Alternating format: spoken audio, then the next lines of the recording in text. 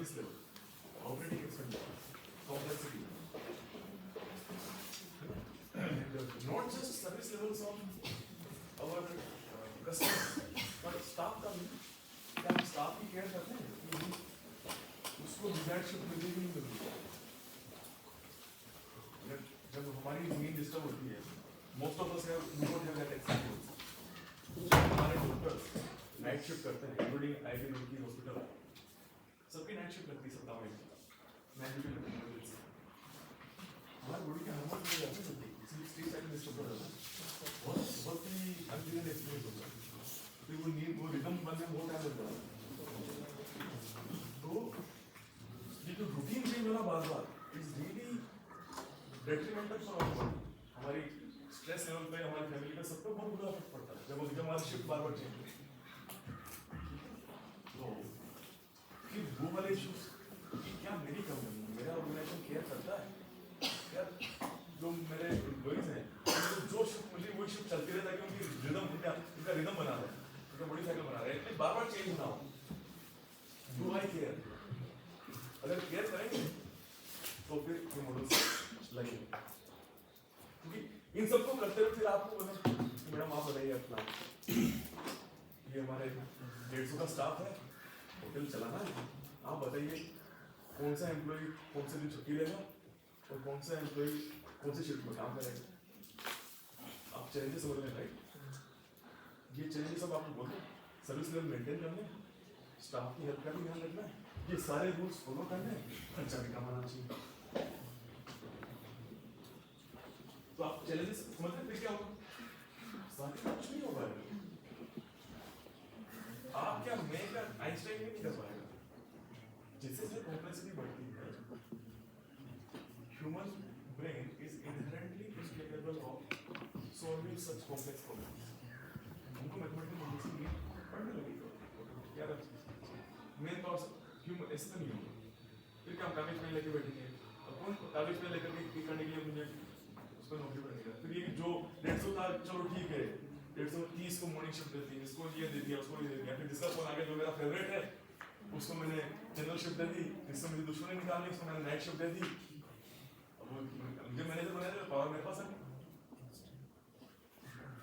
Power का access होने लगता है। तो these are also issues, but इन सारी रिक्वायरमेंट्स को ध्यान में, including fairness. Does anyone care about fairness in the organization? वो फेयरनेस कैसे दिखाई देती है? वहाँ पे रिसर्च होता है, वहाँ पे हमारे मॉडल्स लगते हैं, मॉडल्स को हमारी पीएचडी होती है। क्या इस सिस्टम को, इस प्लानिंग प्रोसेस के लिए इसको फेयरनेस कहते हैं। फेयरनेस को कैसे डिफाइन करते हैं, फेयरनेस को कैसे मेजर करते हैं? Research paper, news paper, yes, this is, and not just new research paper, useful research paper, उसको कंपनी यूज करती है। इस कॉन्टेक्स्ट में फेयरनेस का क्या मीनिंग है? तो सुनने में अच्छी लगी बात। अब बात है इसको करना कैसे? तो इसका एग्जांपल देते हैं, देखते हैं करना कैसे।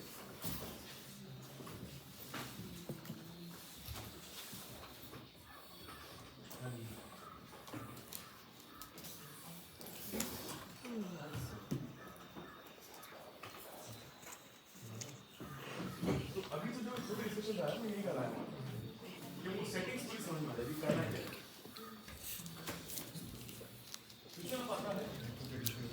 हाँ, सोच में आ रहा है कि करना कैसे, हम फेयरनेस का ध्यान रखना चाहते हैं, सभी काम करना चाहते हैं, और सर्विस लेवल भी बनाए रखना चाहिए, सब करना चाहिए। बहुत अच्छी बात है, बातें अच्छी होती, करके बताओ, बातें तो कुछ करके बताओ, करके बताओ। इसीलिए पीएचडी करते हैं, मेहनत करते हैं, कहाँ मेहनत करते हैं, कैसे मेहनत करते हैं।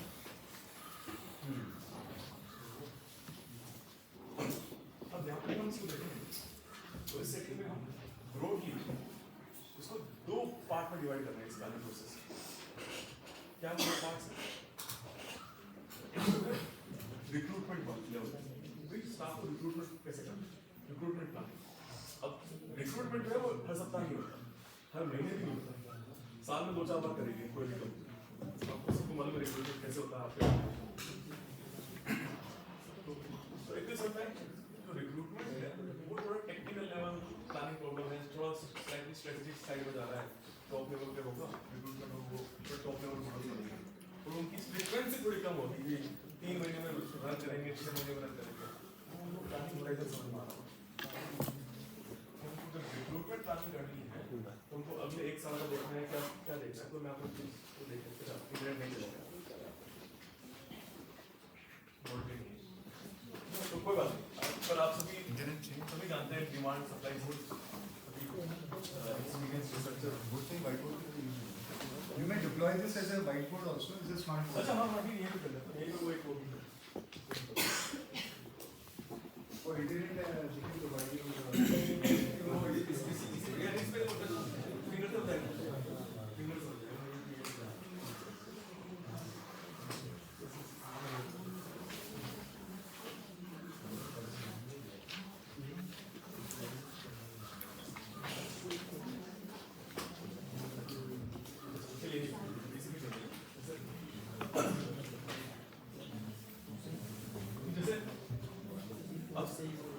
इमेजिन करिए आप ही को बोला जा रहा है रिक्रूटमेंट, अब आपका उधर है, आपको ध्यान रखना है आपके एम्प्लॉइज का, आपके अंडर काम कर रहे हैं 150 एम्प्लॉइज, ठीक है, और वो एडिशन होगा, हर साल 10-20 लोग ज्वाइन करेंगे, 10-20 लोग छोड़ चले जाएंगे, डिपेंड करता है कि आप कितने बढ़िया मैनेजर हैं, वहाँ पे हायरिंग फायरिंग कम होती है, इंडिया में ज़्यादा होती है, एक और जो वेल नोन पैटर्न है स्विट्जरलैंड की बात करें, उसकी डिमांड हमको सबको मालूम है, स्विट्जरलैंड कितना सुंदर है, तो ये पैटर्न हमको मालूम है, जब समर है जुलाई अगस्त, ई यहाँ पे आएगा, टूरिस्ट है वो यहाँ पे आएगा, और मान लीजिए अगर विंटर है, मान लीजिए ये फरवरी है, तो जो डिमांड है, जो डिमांड है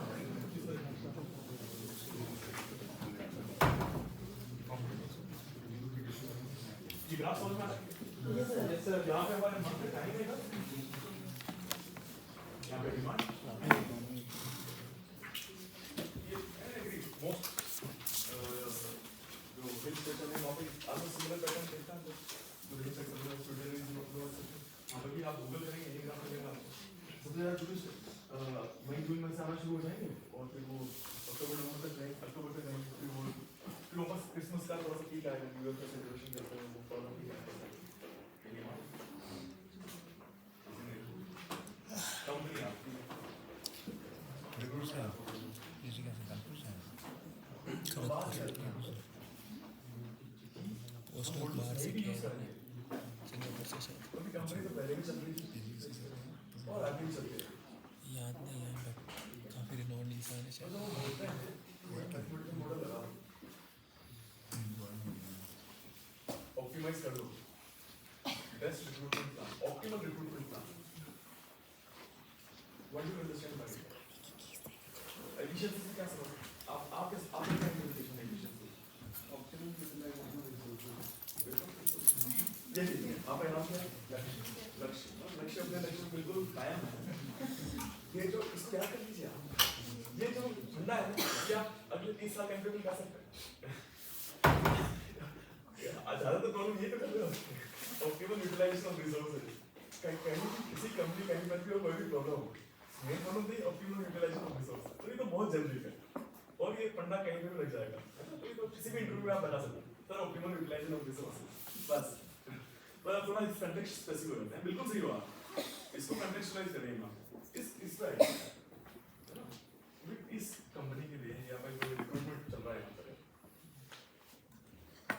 और अब यहाँ पर डिसीजन प्लानिंग क्या है, रिक्रूटमेंट प्लानिंग क्या डिसीजन ये है, कितना स्टाफ चाहिए, कितना एक्सपीरियंस का चाहिए, किस लेवल पर चाहिए, कब चाहिए, तो ये डिसीजंस है, और ये डिसीजंस अब आपको लेने हैं, ठीक है, जब आपके पास मैथमेटिकल सपोर्ट नहीं होगा, मैथमेटिकल मॉडल्स नहीं होंगे, जो ये सारी चीजें ध्यान में रखते हुए आपको बेस्ट प्लान बता सके, तो जब अमित करेगा या लक्ष्य करेगा ये, तो जो रिक्रूटमेंट प्लान होगा उसमें क्या प्रॉब्लम है, आप बताइए प्रैक्टिकली आपकी कंपनी आपको समझ, जो इंडिया में होता है वहाँ पे भी होता है, जो प्रॉब्लम्स यहाँ पे आती है वहाँ पे भी आती है, प्रॉब्लम्स में ज़्यादा डिफरेंस नहीं है, क्या प्रॉब्लम्स आएगी जब बिना मैथमेटिकल मॉडल से करेंगे आप कर रहे हैं रिक्रूटमेंट, बताइए क्या प्रॉब्लम्स है, लक्ष्य तो बिल्कुल टारगेट में अदर्स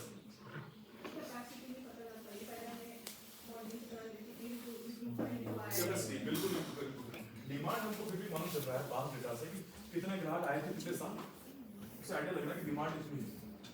कैपेसिटी और इस डिमांड को फुलफिल करने के लिए क्या है, एक होटल में मैंने बनाता है, रेस्टोरेंट में खाना है, रॉ मटेरियल जो है मैं खरीद लूंगा, इतने दाल चावल गेहूं चाहिए तो खरीद लूंगा।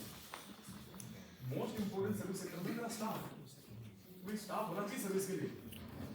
तो जो कैपेसिटी, जैसे इंडस्ट्री में हम मशीन की कैपेसिटी देखते हैं, वैसे यहाँ पर बिल्कुल सही हम कैपेसिटी देखेंगे वेटर्स स्टाफ की कौन सी है कि मेरे पास कितने वेटर्स हैं और क्या स्टाफ है और उनकी कितनी कैपेसिटी है।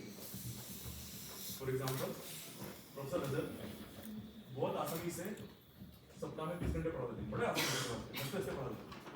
मैं 10 घंटे में नहीं पढ़ाता और जो जब एंट्री ली थी तो मुझे 6 घंटे में प्रॉब्लम होती थी यार, 6 घंटे तैयारी करनी पड़ेगी, ये करना पड़ेगा, वो करना पड़ेगा। तो जो कैपेसिटी है हमारी एज ए टीचर भी, हमारी टीचिंग कैपेसिटी भी हमारी ओवर टाइम विद एक्सपीरियंस बढ़ती चली जाती है। बिना तैयारी के हम चाकरी शुरू हो जाते हैं। वजह से बिल्कुल 30 घंटे पढ़ा सकता हूँ, देखा है इतनी कैपेसिटी बढ़ी। तो वो सेम चीज हर सेक्टर में होता है, एक्सपीरियंस विद एक्सपीरियंस वेटर्स की भी या फिर कैपेसिटी इंक्रीज होती चली जाती है। अब बात ये है एज ए ह्यूमन बीइंग जब हम काम करते हैं हम खरीद नहीं पाते हैं, 150 का स्टाफ है, अच्छा इस स्टाफ को ये प्रेशर है, ये 5 साल का एक्सपीरियंस है, उसको 10 साल का एक्सपीरियंस, को 20 साल का एक्सपीरियंस है और किसका एक्सपीरियंस कितना इंपॉर्टेंट है। मतलब waiter with 15 years of experience is equivalent to 1.8 of pressure। अब ये जो रिलेशनशिप्स हैं ये हम कोई हमारा एचओडी डायरेक्टर सीईओ रिक्रूटर कोई कैलकुलेशन कोई नहीं कर पाता। आपको मालूम कितना लोड है हमारे एचओडी पे, हमारे सीएक्सओस पे, हमारे मैनेजर्स पे, मैनुअली कोई नहीं कर पाता। तो वो कुछ जुगाड़ कर देते हैं, हाँ कर दो, तो उसकी इंप्लीकेशन क्या निकल कर क्या बात है? या तो ओवर स्टाफिंग हो जाती है कि यार ज्यादा रख लो ना, ओवर स्टाफिंग कर दो कि जो हमारे सेफ्टी मार्जिन हम बढ़ने लगते हैं कि जरूरत है हमको, मान लीजिए 150 की स्टाफ की और हमने 170 का स्टाफ रखा हुआ, ये तो आपको सिंप्लीफाई करके दिखाया जा रहा है। आपको मालूम है कि किस तरह से 50-150 लोग दिन रात काम कर रहे हैं, कौन कितना काम कर रहा है, कितना एफिशिएंटली काम कर रहा है, जिसको कोई मेजर नहीं कर पाता, कोई देख नहीं पाता। तो जब कोई नहीं देख पाता तो कोई ये पता नहीं लगा पाता कि कितना एफिशिएंटली काम हो रहा है। बिना मॉडल से कोई विजिबिलिटी नहीं होती, बिना डेटा की विजिबिलिटी नहीं होती। मैंने 150 की जगह 160-170 का रिक्रूटमेंट कर भी लिया, मेरा सीईओ पता ही नहीं लगा पाएगा कि यार 150 में काम भी हो सकता था, because no one knows these are complex mathematical optimization problems. Only ये जो हमारे मॉडल्स हैं, मैथमेटिकल मॉडल्स हैं, only by solving these models we know कि यार ये जो काम है जुलाई में भी हम केवल 150 से काम चला सकते थे, क्योंकि हमने 160 का रिक्रूटमेंट किया हुआ है। मतलब बाकी टाइम तो कम स्टाफ की कमी बहुत पड़ेगी, वीक में भी 150 से काम चल सकता था, पर हमने 160 का रिक्रूटमेंट किया हुआ है। वो जो एफिशिएंसी वाला एस्पेक्ट है वो इन मॉडल्स से आता है। ये मॉडल्स बताते हैं कि यस हम आपकी कंपनी की सारी एचआर पॉलिसीज फॉलो कर रहे हैं, यस हम आपकी पीक डिमांड भी फुलफिल कर रहे हैं, यस हम आपकी एम्प्लॉइज की शिफ्ट का ध्यान रख रहे हैं, उनकी लीव्स का ध्यान रख रहे हैं। और considering all of this, the best solution is we will need staff of 150 and for this we will need fresh waiters, उनकी सैलरी अलग है ना, तो वो कॉस्ट ऑप्टिमाइज कर रहा था मॉडल। और अभी वही चीज गणित में देखेंगे आपको दिखेंगे और वही चीज उसी के फॉर्मूला लिखेंगे, वही डेटा एनालिसिस किया हुआ है। जो फ्रेश वेटर है उसकी सैलरी कम है, जो एक्सपीरियंस वेटर है उसकी सैलरी बहुत ज्यादा है, and so on, different levels के अलग-अलग सैलरीज। जो आउटपुट आता है इसमें हमको कितना स्टाफ चाहिए, किस लेवल तक चाहिए, कब चाहिए,